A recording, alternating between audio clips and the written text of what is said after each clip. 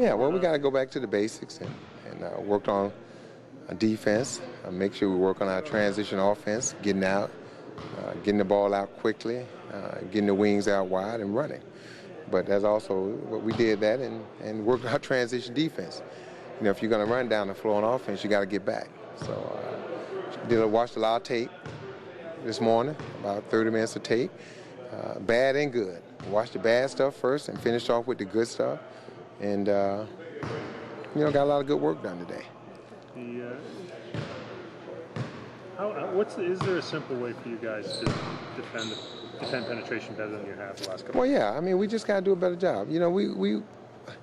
First 3 games of the year, we were 8th in the league defensive field goal percentage. And we just went back. We stayed in here yesterday pulling up clips and early this morning, showing our guys in the games that we've won and some tough matchups. You know, we've shown guys when they were guarding guys that was quicker than them down in their stance, moving their feet, but also the teammates was behind them helping them. You know, everybody in this league gonna get beat. I mean, guys are that good. You know, and like I told our players, they are nice. No one's gonna guard them one-on-one. But when you get beat, when you get beat, you got to have help. And we got to help, and then the helper got to get help. So help the helper.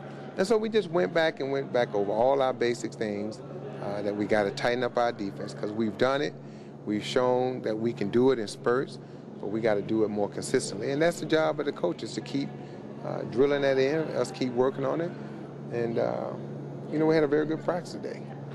Chris brought up the word trust with the defense. Is that how do you regain that trust, I guess? Well, just by doing it, repetition and doing it and talking. You know, one thing we have been doing a good job is talking on defense. And we tell our guys, even if you call out the wrong thing, the fact that you're communicating, and you have to communicate for this reason, regardless of what the two guys who are guarding the ball are doing, they have to talk so that the other guys on the weak side know what to do. Or know what's going on. And if you get beat, we got things that we work on, that we can do, that we've done a good job of. And again, like I said, we showed the negative things, but we ended up showing them tape of the times that we've done it right.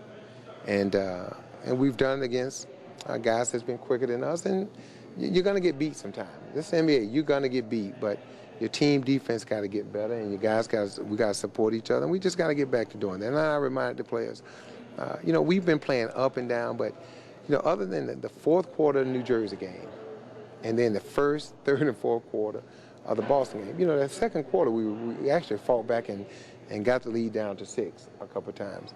So, the second quarter wasn't that bad. So we've had 4 bad quarters of basketball in our last 2 games. And, we just got to get back to the basics. We had 2 days of practice, and we just got to work on it and get better at it. And then just continue to work. The Detroits, the Orlandos, the Bostons, I know they're the premier teams, but until you beat them, I mean... Exactly. Well, you can't consider yourself one until you start beating those guys. And we've come close. And we keep reminding our guys, Boston, they put it on us yesterday afternoon, but, in Boston we had a great opportunity to win the game there.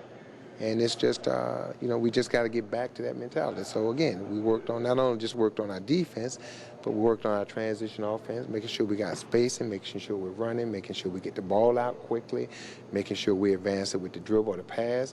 And we're just going to keep emphasizing that. And we're going to show them when they do it right, and we're going to show them when they do it wrong, because it's got to be, we got to just get that mentality of getting the ball out and getting down and getting some easy opportunities. What's the difference of dealing in the tough times maybe 3 years ago to now? I mean, the expectations, of course. Well, regardless of the expectations, when you go through a tough stretch and people are down on you and people saying negative things about you and down you and booing you, we've been down this road before. For whatever reason, this basketball team, seems like this time of year, the first month and a half of season, we go through something like this. And it didn't look like that the first 3 games of the season because of the way we started. And even with some of the losses, we played well in those losses, but it happens. But one thing we've learned is that myself as a coach, we got to go back and keep emphasizing the basics. 2, we got to remain patient and understand that we still got some young players learning and getting used to playing in the NBA. And 3, not to panic and know that we've been down this road before and that we've always come out of it. And we've come out of it because we stayed together as a team. We didn't blame anyone. You know, the players not blaming the coaches, coaches not blaming the players. You know, we're all in this together. You know, we all take our equal blame, but ultimately the blame will rest on me, and we all understand that, and that's the job, and that's fine. And we've always come out of it because, you know, when we went through a tough stretch, we just tightened things up, and we focused, and we just get better. Do you sense Brian getting any panic right now, maybe thinking of changes or anything? Or? No, you know, Brian and I talked this morning, and it was very constructive, very positive.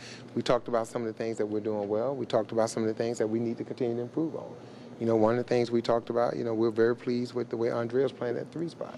You know, that's something he and I have been talking about a lot, and you know, and you look at it, and there's a decision that we came to together that we thought Andrea could play it.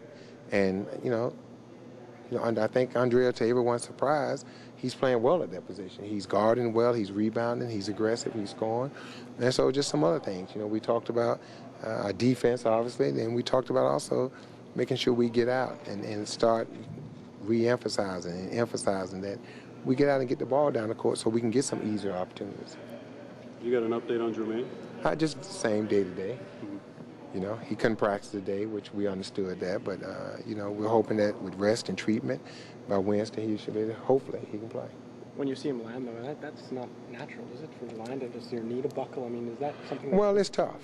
Hey, man, it's tough, you know, and, you know, I've never had to deal with the things that he's had to deal with, but, you know, I give him credit. You know, Jermaine, you know, he came out and tried to play, and until he just couldn't play anymore, he was actually playing pretty decent. But, you know, obviously he's important to what we're trying to do, and hopefully we'll have him. But if not, other people got to step up and play.